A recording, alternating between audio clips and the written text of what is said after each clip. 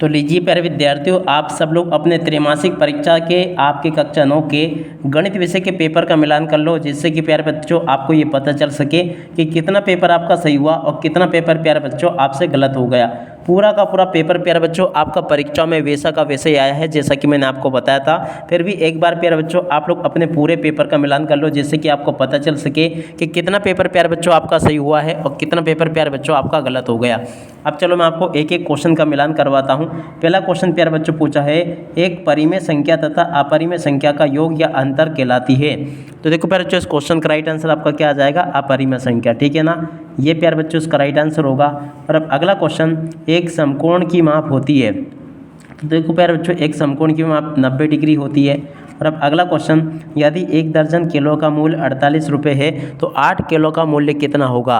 तो देखो प्यारे बच्चों, इसका राइट आंसर आपका क्या आ जाएगा? यहाँ से आप लोग लिखना होगा 32 रुपये। ठीक है ना, सी नंबर का प्यारे बच्चों इसका राइट आंसर होगा। और प्यारे बच्चों आप लोग कमेंट करके बताइएगा कि ये पेपर आपका कैसा गया। जैसा पेपर प्यारे बच्चों मैंने आपको बताया था ना, ठीक वैसा का वैसे क्वेश्चन पेपर आपका परीक्षा में आया है। सबसे छोटी पूर्ण संख्या कौन सी है? तो देखो प्यारे बच्चों, सबसे छोटी पूर्ण संख्या आपकी होगी 1। ठीक है। और अब अगला क्वेश्चन पढ़ते हैं, बहुपद 2x + 5 का शून्यक है। तो देखो प्यारे बच्चों, बहुपद 2x + 5 का शून्यक क्या होगा? इसका राइट आंसर प्यारे बच्चों आपका आ जाएगा बी नंबर का, जिसमें कि लिखा -5/2। ठीक है। और उसके बाद में चलो अब यहाँ से आप लोग रिक्त स्थानों की पूर्ति को देख लो, ताकि प्यारे बच्चों आप लोग अच्छे प्रकार से समझ सकें कि कितने आपके पेपर सही हुए हैं, प्यारे बच्चों कितना पेपर आपका बिगड़ गया।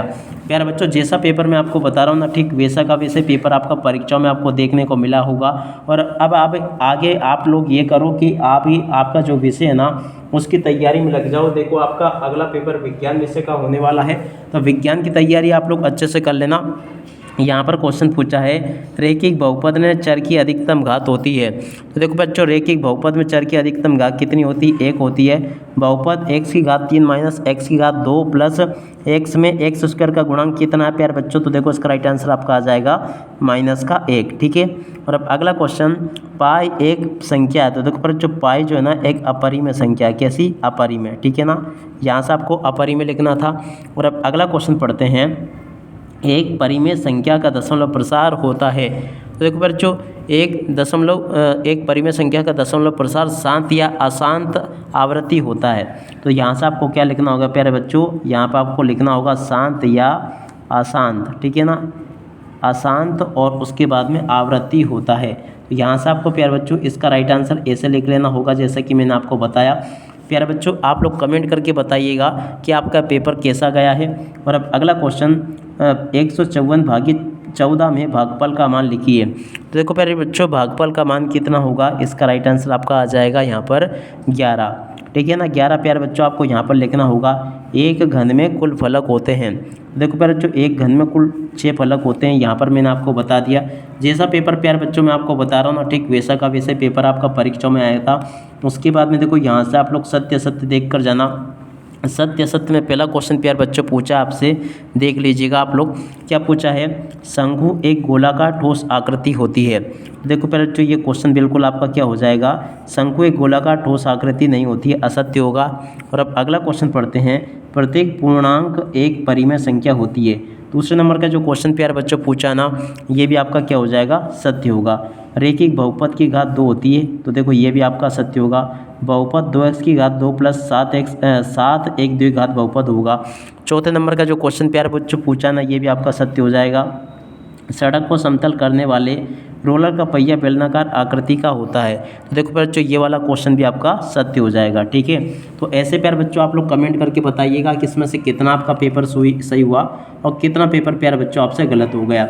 उसके बाद में देखो यहाँ पर आपसे प्रश्न नंबर 4 में एक शब्द या फिर एक वाक्य में उत्तर पूछे गए थे। तो चलो मैं आपको इनके उत्तर और बता देता हूँ। यहाँ पर पहला क्वेश्चन पूछा है, एक परिमेय संख्या का दशमलव प्रसार किस प्रकार का होता है? तो प्यारे बच्चों यहाँ क्या आपको लिखना होगा? अशांत। क्या होता है? यहाँ से आपको लिखना होगा अशांत। इसका राइट आंसर आ जाएगा। ठीक है। और अब अगला क्वेश्चन देखते हैं, 11 और 33 के बीच कितनी पूर्ण संख्या है? देखो प्यारे बच्चों, 11 और 33 के बीच पूर्ण संख्याओं की संख्या कितनी है? यहाँ से आपको लिखना होगा 28। और एक घनात्मक संख्या लिखिए जिसका वर्ग 121 है। तो देखो प्यारे बच्चों, एक घनात्मक संख्या जिसका वर्ग 121 है क्या होगी? यहाँ से प्यारे बच्चों आपको लिखना होगा 11 और 150 मीटर कपड़े के थान में से 123 मीटर कपड़ा काट लिया गया, शेष कितना कपड़ा बचा। तो देखो प्यारे बच्चों इसका राइट आंसर आपका आ जाएगा 27 मीटर। क्या लिखोगे 27 मीटर इसका राइट आंसर होगा। एक घात वाले बहुपद को क्या कहते हैं। तो देखो प्यारे बच्चों एक घात वाले बहुपद को क्या कहते हैं।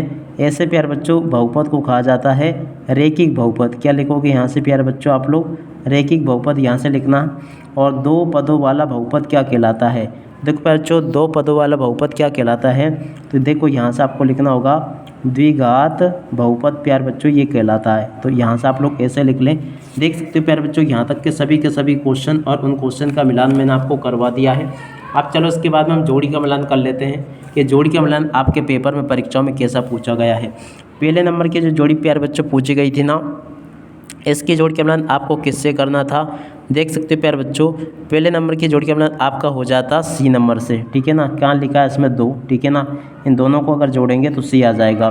और दूसरे नंबर की जोड़ी पूछिए ना प्यारे बच्चों, इसकी जोड़ी का मिलान आपका हो जाता ए से, ठीक है।